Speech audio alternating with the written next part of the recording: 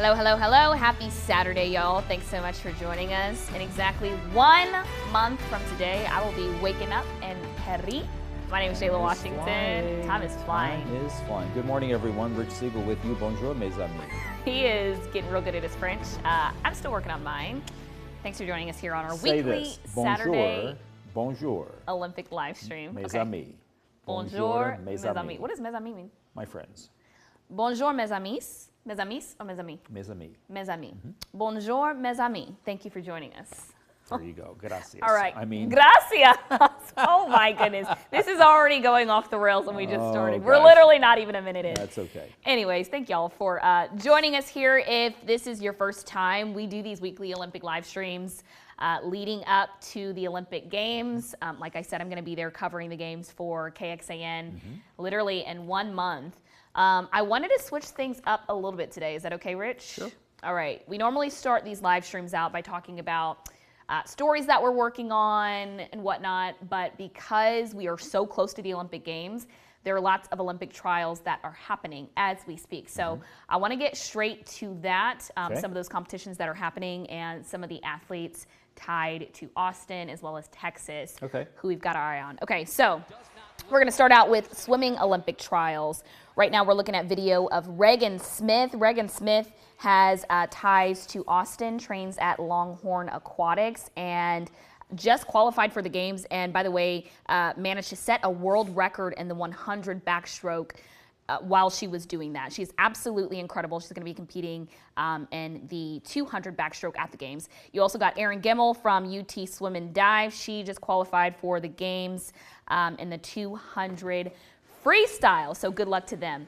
Also happening tonight, continuation of the diving trials right there. That's Allison Gibson. We've got our eye on her, as well as Haley Hernandez. Those are two UT Longhorn divers who are trying to qualify for their second Olympic Games, and we wish them luck. Both of them are going to be competing tonight in the semifinals, the 3-meter dive event there in Knoxville, Tennessee, I believe. So I wanted to let you know they are going to be competing tonight. They've been competing all week long, so we are certainly rooting for them. Are they also in Indianapolis? No, so the diving trials, I know it's kind of confusing. Swimming and diving trials are separate. So the swimming trials are in Indianapolis, which we're showing you video from there, and then the diving trials are happening in Knoxville, Tennessee. Oh, okay.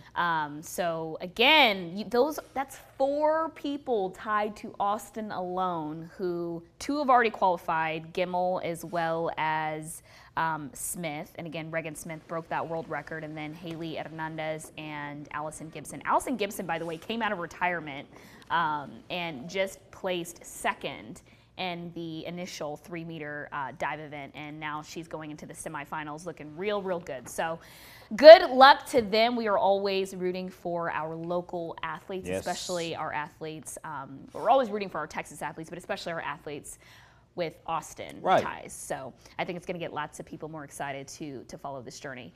There are also, Rich, the track and field Olympic trials that just started yesterday. We do have a couple of local athletes who are going to be competing there. Gabby Thomas, of course, she's a big name. She competed in Tokyo as well. Let's roll the video, though, because I want to talk for a second about Sha'Carri Richardson. So Sha'Carri Richardson, we know she's a big name, really, really talented track athlete. There she is there, just, you know, subtly jogging, doing her thing. She won, by the way, last night, first night of Olympic trials in her track event there. You see her bending down? Her shoe was untied, Rich. She ran the whole... Her shoe was untied. I don't know how long she ran with her shoe untied. If we can come back out here, I want to show you guys a tweet that NBC Sports put out. They said, Sha'Carri's still winning, even with her shoe untied. And when we show you this photo here that I'm pulling up on my phone right now, you'll be able to see there she is, her shoe untied, and you have the athlete running there behind her. That's just amazing. Amazing, right? She's just completely unbothered, doesn't look tired at all.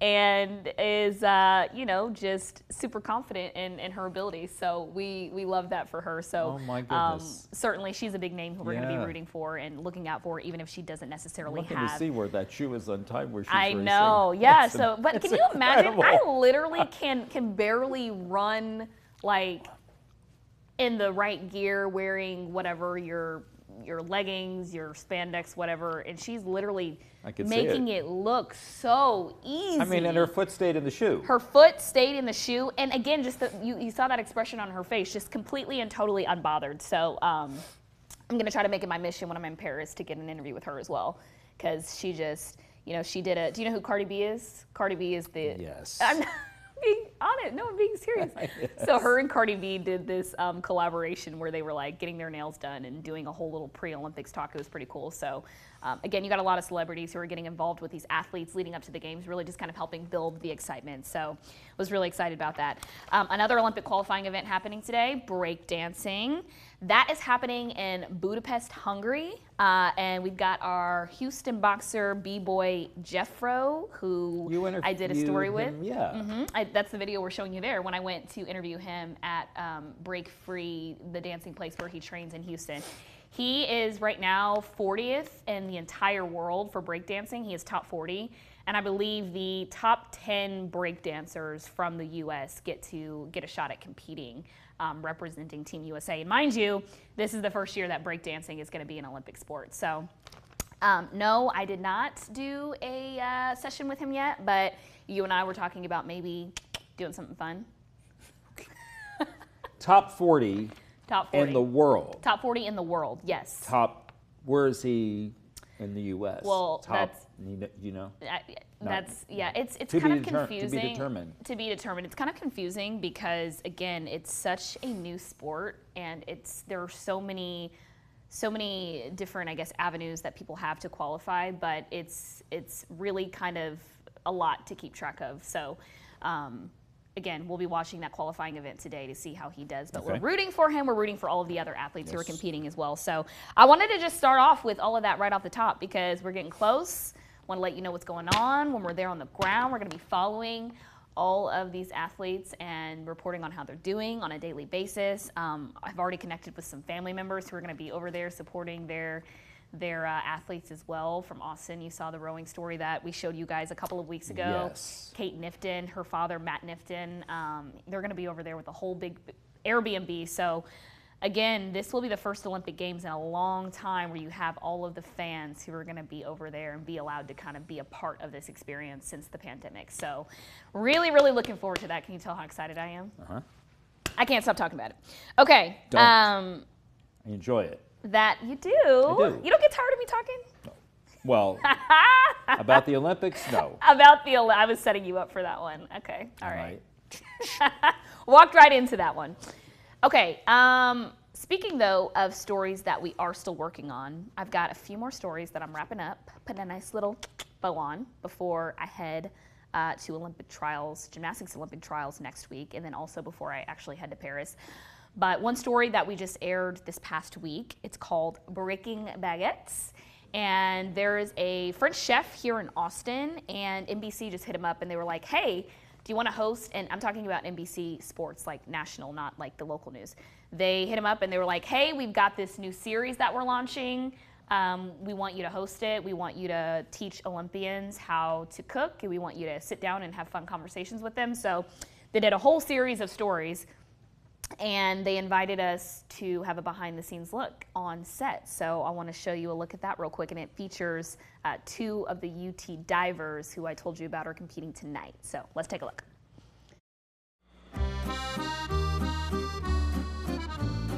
On set inside the Ghost Line Kitchen in South Austin, we got to exclusively join the NBC Sports team as its crews filmed this episode of a new series, Breaking Baguettes. Combine two of my favorite things, Olympic sports and French cuisine. This is Breaking Baguettes. French chef Kevin DeAndrea and now an Austinite hosts. First, literally breaking bread with Olympians, asking them fun questions about their sport. Is it true you have to wait 30 minutes after eating to go in the water? No. After that, he teaches them how to cook a French food like these tartelettes. I'm like, oh my gosh, I don't know what I'm doing. This episode features two of Austin's very own UT Austin divers Haley Hernandez and Allison Gibson, both 2020 Tokyo Olympians and 2024 Olympic hopefuls.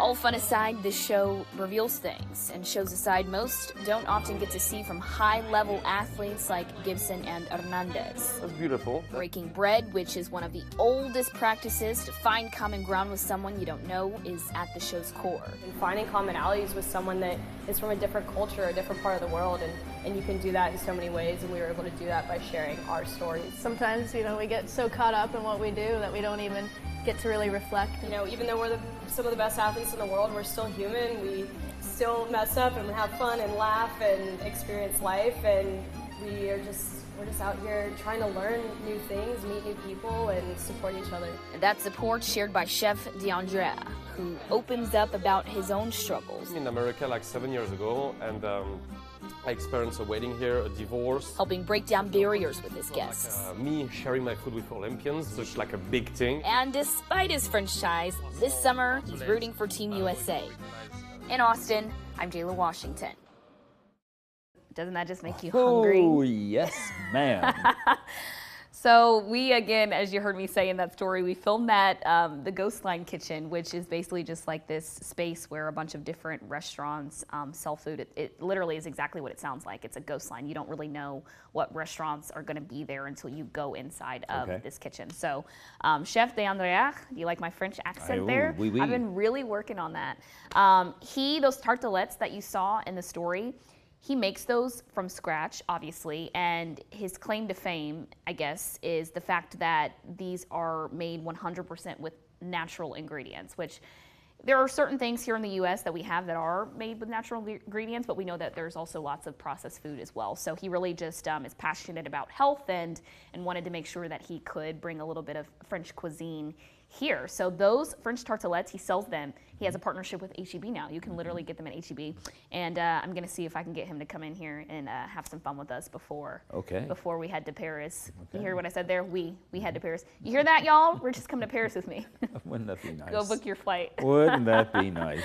But he was amazing. And again, Haley and Allison, who you saw there, they're going to be competing tonight, trying to secure their spots for Paris 2024. So put out all of the good vibes, send them all the well wishes. We're certainly rooting for them.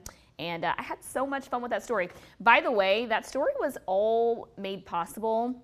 Just so funny how things align sometimes. So remember when I went to cover the Olympic Media Summit in New York?